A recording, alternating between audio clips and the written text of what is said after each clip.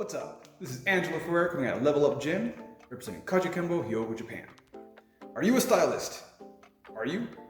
Do you find yourself telling yourself that if you have the best boxing skills, boxing is the best, and boxing can beat any MMA fighter, any judo fighter, any Brazilian jiu-jitsu fighter?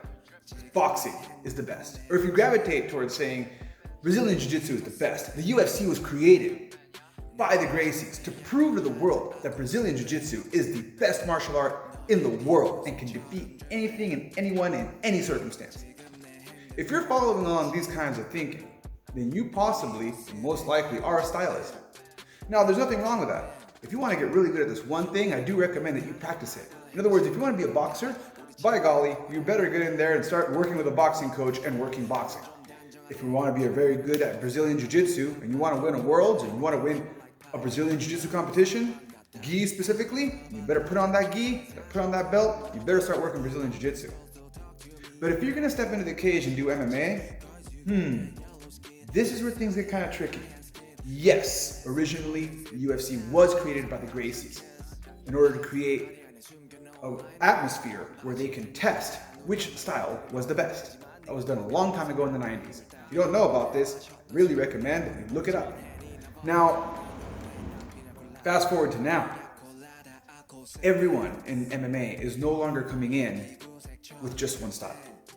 Yes, they were. That first UFC, you can watch it. It's brutal. People wearing boxing gloves, going up against guys with judo gis, people being wrestlers with no gloves on. It was crazy. People that were stylists trying to prove that their style was the best when fighting another style. But you fast forward to now, and things have drastically changed.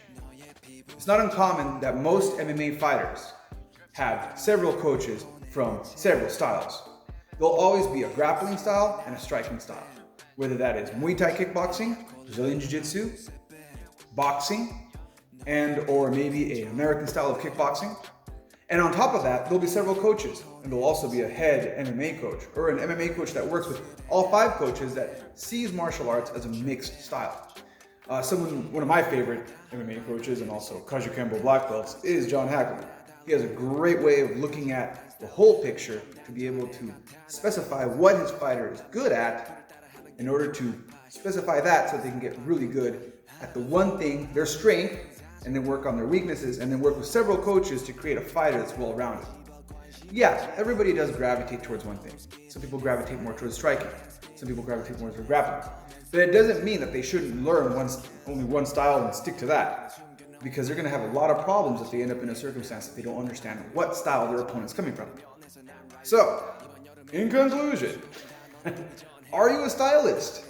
Put it in the comments. No, I disagree. I believe this style is the best. That's good for you. Or, you see things a little more well-rounded. Oh, I just called up stylists. Sorry, not sorry. Either way, if you like what you saw, hit like and subscribe for more videos about martial arts and psychology. Catch you all later.